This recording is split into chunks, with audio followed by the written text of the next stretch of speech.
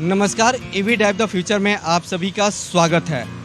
आज दिनांक 8 मई 2022 को कर्नाटक के दावणगेरे में संकेश्वर ई ऑटोमोबाइल से आए हुए हैं, जो ई अस ऑटोमोटिव के डीलर हैं।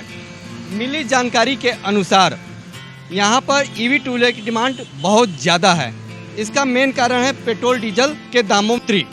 आज हम संकेश्वर ई ऑटोमोबाइल्स के पार्टनर मिस्टर गौतम जैन से आपकी मुलाकात कराते हैं और आपकी जानकारी के लिए ये बता दें, ये कर्नाटक माइनॉरिटीज डेवलपमेंट कॉरपोरेशन के डायरेक्टर भी हैं। आज हम इन्हीं से जानते हैं कि दावणगेरे में इलेक्ट्रिक स्कूटर के क्या फ्यूचर है। नमस्कार सर। नमस्ते जी। आप दावणगेरे में इलेक्ट्रिक टू व्हीलर का शोरूम खोले हुए हैं और यहाँ पे क्या फ्यूचर है? सर देखिए, अभी जो फ्यूचर है वो पूरा इलेक्ट्रिक व्हीकल्स का ही है। पहले टेक्नोलॉजिकली इतना एडवांस नहीं था, तब पेट्रोल की गाड़ियों का राज चल रहा था। बट अभी जो ट्रेंड आ रहा है, अभी जो हमारे पास कस्टमर आते हैं या लोग वॉक इन के लिए आते हैं, तो वो देखते हैं, देख के फिर उसके बारे में नए टेक्नोलॉजी फीचर्स के बारे में जब जानते हैं, तो कहीं ना कहीं उसमें से 20 से 30% लोग कन्वर्ट हो रहे हैं कि हाँ यार, पेट्रोल इतना महंगा है, फॉरेन करेंसी भी जाती है देश से बाहर, तो ये सब नहीं चाहिए अपने को। इलेक्ट्रिक जो सस्ता भी है और आजकल के जो फीचर्स आ रहे हैं, जो टेक्नोलॉजिकली एडवांस हो गई है, तो कहीं ना कहीं पेट्रोल की गाड़ियों से भी तेज़ रफ्तार से इलेक्ट्रिक व्हीकल्स भाग रही है आज, तो लोग उसके लिए अट्रैक्टिव हो रहे हैं। नियर फ्यूचर में 1-2 या 2.5 साल में आपको इलेक्ट्रिक की रोड के ऊपर 40% व्हीकल्स इलेक्ट्रिक की दिख जाएगी, जो कि दिनों दिन बढ़ना ही है। आप यहाँ पर 2 डीलरशिप लिए हुए हैं, एक कोमाकी का है और एक ई अस ऑटोमोटिव का है। और ई ऑटोमोटिव जो गाजियाबाद की कंपनी है, उसमें ज़्यादा बेनिफिट क्या है?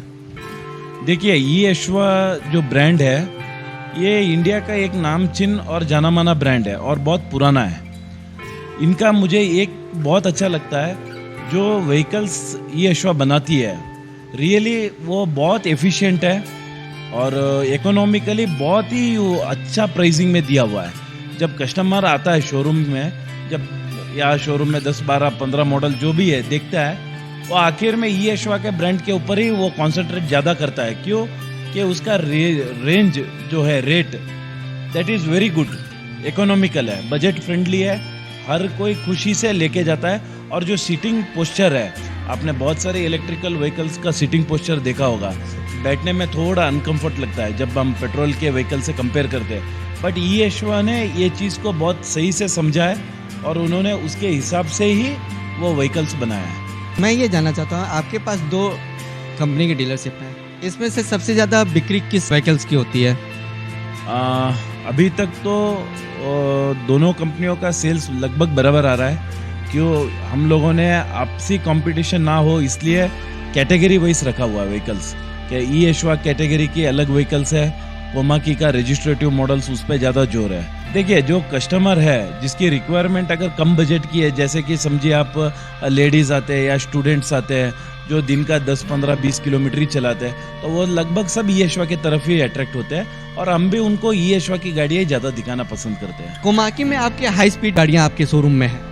हाँ, कोमाकी के हाई स्पीड और लो स्पीड्स के कुछ मॉडल्स है बस, बट ज़्यादा कंसंट्रेशन कोमाकी का हाई स्पीड व्हीकल्स पे ही है, जो रजिस्ट्रेटिव मॉडल्स है। दावणगेरे में इलेक्ट्रिक टू व्हीलर में बिक्री जो हो रही है, नॉन मोटर व्हीकल एक्ट में जो जिसमें नंबर नहीं आ रहा है, उसकी ज़्यादा बिक्री हो रही है। हाँ, ये ऑल ओवर कर्नाटक का यही ट्रेंड है।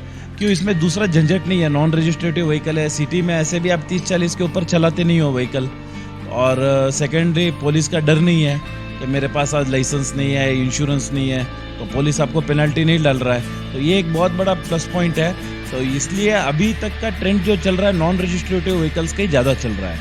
आप कर्नाटक माइनॉरिटी डेवलपमेंट कॉरपोरेशन के डायरेक्टर भी हैं, इसमें आप क्या रोल निभाते हैं? ये टोटली मेरा एक अलग पॉलिटिकल फील्ड है। तो मैं आज बीजेपी में काफ़ी सालों से यहाँ पे एक सक्रिय कार्यकर्ता हूँ। तो कार्यकर्ता के हैसियत पे और तौर पे मुझे भी एक स्टेट गवर्नमेंट का जो बड़ा निगम बोलते हैं, उसमें स्टेट डायरेक्टर बना है। ये बिजनेस में और पॉलिटिक्स का एक मिश्रण है करके समझिए। बहुत अच्छी बात है कि कम से कम मिश्रण तो होना चाहिए। देखिए, बिजनेस और पॉलिटिक्स अलग चीज़ हो जाती है, फील्ड भी अलग हो जाती है, लेकिन जहाँ तक हमारे सरकार भी चाहती है कि पोल्यूशन फ्री हो नेशन, तो पूरा इंडिया जब नेशन पोल्यूशन फ्री होगा तो अच्छी बात होगी। नहीं, ये तो 100% है, क्यों ये जो गाड़ियों से धुआं निकलता है इसमें हाईएस्ट कार्बन मोनोऑक्साइड रहता है, जिससे अपना वातावरण बहुत जल्दी खराब होता है। जो ओजोन लेयर बोलते हैं अपन एटमॉस्फेयर में, तो वो खराब होती है। तो ये आगे फ्यूचर खराब ही था, क्यों अभी हम देखते हैं पहले दावनगिरी का टेम्परेचर अलग था, आजकल एक 5-6 सालों में दावनगिरी का टेम्परेचर काफ़ी बढ़ गया है। तो ये सब कंट्रोल करने के लिए इलेक्ट्रिसिटी जो व्हीकल्स है, नॉन पोल्यूटिंग व्हीकल्स है, जिससे ना तो कोई एमिशन आने वाला है, ना ही पर्यावरण को दूसरा कोई हानि पहुंच रही है, कोई नॉइस पोल्यूशन नहीं है, गाड़ियों में कोई साउंड नहीं है, तो ये तो एक अच्छा ही है। और गवर्नमेंट भी इसको काफ़ी अच्छे तरह से प्रमोट कर रही है, और भी बहुत कुछ गवर्नमेंट से उम्मीदें हैं। अगर सभी उम्मीदों पे खरा रहता है तो अगले 5 सालों में मेरे ख्याल से पेट्रोल के ऊपर जो हमारी एक डिपेंडेंस है वो कम हो जाएगी। यहाँ पे 2 व्हीलर में जो नॉन मोटर व्हीकल है जिसमें आरटीओ रजिस्ट्रेशन नहीं होता है, उसमें क्या सब्सिडी नहीं है? कर्नाटका स्टेट गवर्नमेंट से अभी तक तो कोई सब्सिडी नहीं है, और सेंट्रल गवर्नमेंट में भी अगर देखा जाए तो ऐसे नॉन रजिस्ट्रेटिव व्हीकल्स पे कोई भी सब्सिडी नहीं है। वो फेम 2 कैटेगरी में आने के लिए वो रजिस्ट्रेटिव होना कंपलसरी है, इंडियन मेड होना कंपलसरी है। तो इसके बारे में गवर्नमेंट अगर कुछ सोचे, और नॉन रजिस्ट्रेटिव व्हीकल्स में भी जो परचेज करता है तो उसके अकाउंट में डायरेक्ट कोई सब्सिडी अमाउंट डालने का कुछ काम करेगा, तो ये सेल्स प्रमोशन भी होगा, और गवर्नमेंट भी कार्बन फुटप्रिंट अपना देश का जो है उसको घटाने के लिए एक अच्छा प्रयास करेगी, ये मेरी सोच है। दावणगेरे में इलेक्ट्रिक 2 व्हीलर के जो चल रहे हैं उसके बारे में आपका बहुत बहुत धन्यवाद। धन्यवाद सर, आपका भी बहुत शुक्रिया, थैंक यू।